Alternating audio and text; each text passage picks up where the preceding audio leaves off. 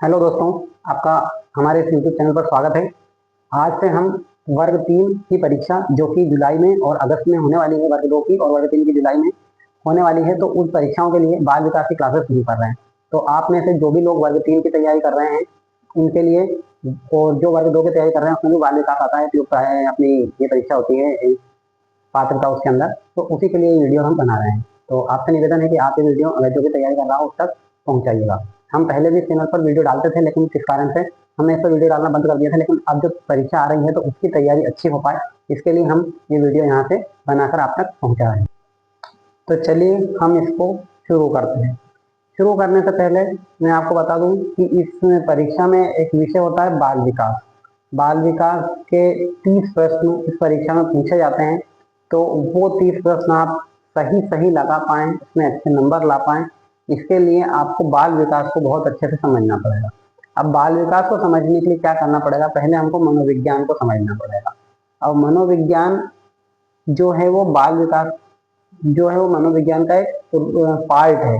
मनोविज्ञान एक बड़ा विषय है, उसी के अंदर एक पार्ट है बाल विकास, जिसमें बच्चों के मन का विज्ञान या बच्चों को जो चीजें बच्चों में, छोटे बच्चों में होते थे, गुस्सा आना, जिद करना, इन सब चीजों के बारे में समझने से पहले हमको मनोविज्ञान को थोड़ा सा समझते हैं कि मनोविज्ञान की उत्पत्ति कैसे हुई, मनोविज्ञान किस शास्त्र से जुड़ा हुआ था, इसके बारे में हम थोड़ा सा जान लेते हैं। तो चलिए हम शुरू करते हैं। देखिए, एक विषय, बहुत बड़ा विषय चलता था फिलोसफी, दर्शन शास्त्र। दर्शन शास्त्र एक बहुत बड़ा विषय हुआ करता था। तो दर्शन शास्त्र की एक शाखा के रूप में मनोविज्ञान आया, यानी कि पहले दर्शन शास्त्र एक बहुत बड़ा विषय था, उसमें एक विषय आया जिसका नाम था मनोविज्ञान। मनोविज्ञान क्या है? तो मनोविज्ञान जो है वो है प्राणियों का व्यवहार व मानसिक और दैहिक प्रक्रियाओं का अध्ययन। यानी कि जो प्राणी है वो किस प्रकार से व्यवहार करते हैं, उनकी जो दैहिक प्रक्रियाएं होती है वो किस प्रकार से होती है, इनको जानने के लिए एक विषय था जो मनोविज्ञान कहलाता था। उसमें इन सब चीजों का अध्ययन किया जाता था। अब इसमें केवल मानव के व्यवहार का ही अध्ययन नहीं किया जाता था, बल्कि पशु और पक्षियों के व्यवहार का अध्ययन भी किया जाता था। तो अगर आपसे कोई पूछे कि मनोविज्ञान के अंदर किन किन के व्यवहार का अध्ययन किया जाता था, मानव का भी और पशु पक्षियों के व्यवहार दोनों का अध्ययन इसमें किया जाता था। अब आगे बढ़ते हैं। मनोविज्ञान का शाब्दिक अर्थ क्या होता है? तो मनोविज्ञान का जो शाब्दिक अर्थ होता है मन का विज्ञान। ये इसका शाब्दिक अर्थ है। अंग्रेजी भाषा में जो मनोविज्ञान होता है उसको कहा जाता है साइकोलॉजी। क्या कहा जाता है? साइकोलॉजी। अब साइकोलॉजी जो शब्द है, साइकोलॉजी शब्द जो है वो यूनानी भाषा का या ग्रीक भाषा जिसको बोलते हैं उसका एक शब्द है। अब इसमें दो शब्द है, एक है साइकी और एक है लोगस। एक है साइकी और एक है लोगस। अब हम जानेंगे साइकी का मतलब क्या होता है और लोगस का मतलब क्या होता है। तो साइकी का मतलब होता है आत्मा, या साइकी को अंग्रेजी में जब लाएंगे ग्रीक से तो उसको बोलेंगे सोल, और सोल को हिंदी में बोलेंगे आत्मा। तो यहाँ इस प्रकार साइकी का मतलब हुआ आत्मा या सोल। इसी प्रकार लोगस का मतलब क्या होता है? तो लोगस को जब अंग्रेजी में लेके आएंगे तो वो हो जाएगा स्टडी, और स्टडी को हम हिंदी में बोलते हैं अध्ययन, यानी कि आत्मा का अध्ययन ही क्या कहलाता है? साइकोलॉजी कहलाता है। इसके आगे हम बढ़े। साइकोलॉजी का अर्थ यहाँ पे क्या हो गया? आत्मा का अध्ययन। आत्मा का अध्ययन करना क्या कहलाता है? साइकोलॉजी का जो अर्थ माना गया वो माना गया आत्मा का अध्ययन। अब देखिए, हम कुछ एग्जाम्पल से इसको समझते हैं। जैसे परीक्षा में डर। परीक्षा का डर हर बच्चे को होता है, लेकिन दो बच्चे हैं मान लो, तो एक बच्चा जो परीक्षा के पहले डर जाता है, वो उसको घबराहट हो जाती है, बेचैनी हो जाती है। और एक दूसरा बच्चा होता है, वो बहुत कॉन्फिडेंस के साथ, बहुत तत्परता के साथ अपना पेपर लिखता है। तो दोनों बच्चों में यह चीजें अलग अलग क्यों हैं? मतलब हम ये जानते हैं साइकोलॉजी के अंदर कि जो पहला बच्चा डर रहा है वो क्यों डर रहा है, उसका क्या कारण है। उसके बाद में इसके डर को हम किस प्रकार से कम कर सकते हैं। जो बच्चा डर रहा है परीक्षा में, उसके डर को किस प्रकार से कम कर सकते हैं, ये हमको साइकोलॉजी ही सिखाएगी, ये हमको मनोविज्ञान ही सिखाएगा। उसके बाद में उसके अंदर, उसके दिमाग में ऐसी क्या सोच चल रही थी जिसके कारण वो पहला बच्चा जो था वो डर रहा था, जबकि एक दूसरा बच्चा भी था, उसने भी आत्मविश्वास के साथ परीक्षा दी।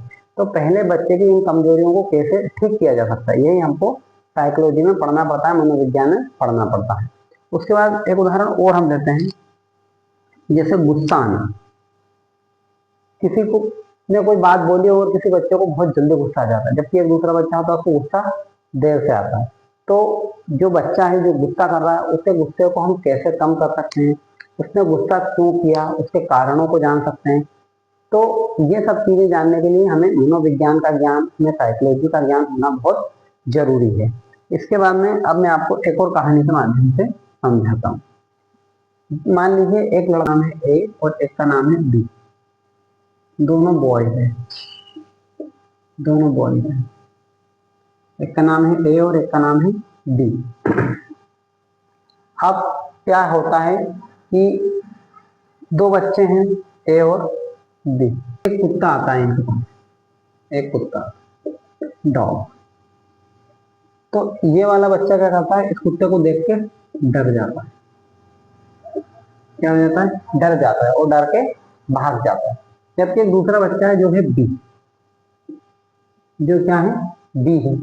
अब ये क्या करता है, जब कुत्ता इसके पास आता है तो ये उसको सहलाने लगता है, तो ऊपर इस प्रकार से हाथ फेरने लगता है, मतलब ये उसको प्यार करने लगता है और कुत्ता इसके पास बैठ जाता है।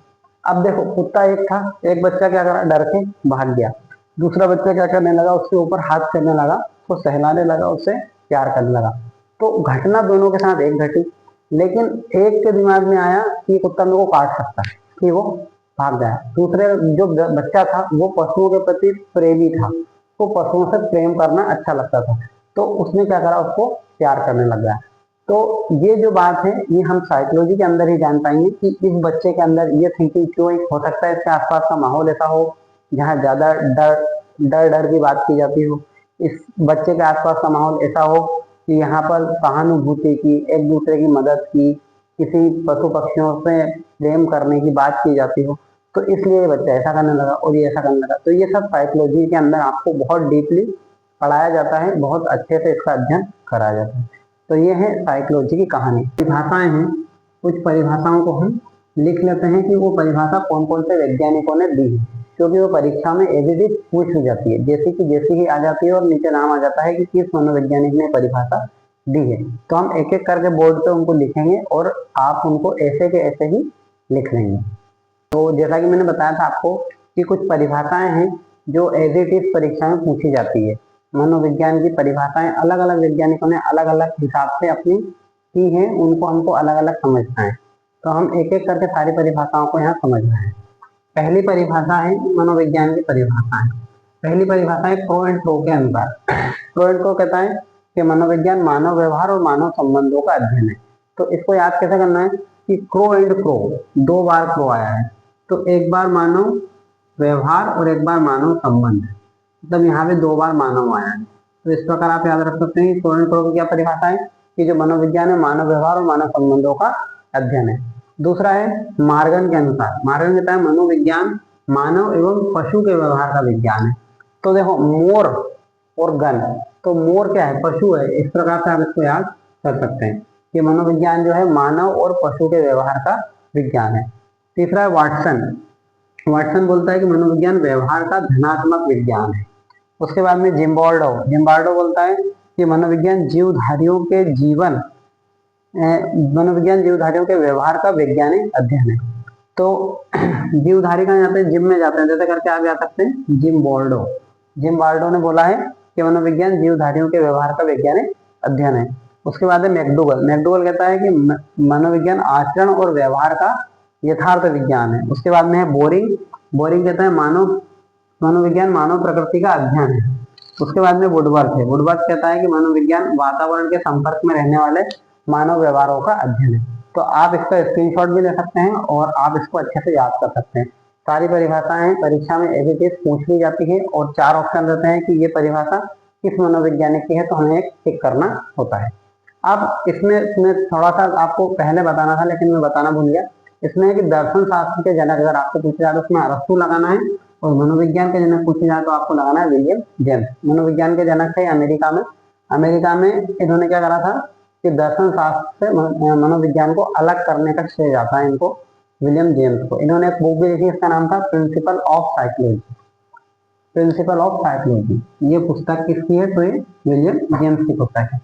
तो आज के वीडियो में हम केवल इतना ही समझेंगे, छोटा सा वीडियो है, ज्यादा बड़ा नहीं बनाएंगे, कि हमने ये समझा साइकोलॉजी क्या होती है, उसके कुछ उदाहरण समझे, उसके बाद में कुछ परिभाषाएं जो परीक्षा में सीधी सीधी पूछी जाती है उनके बारे में हमने समझा।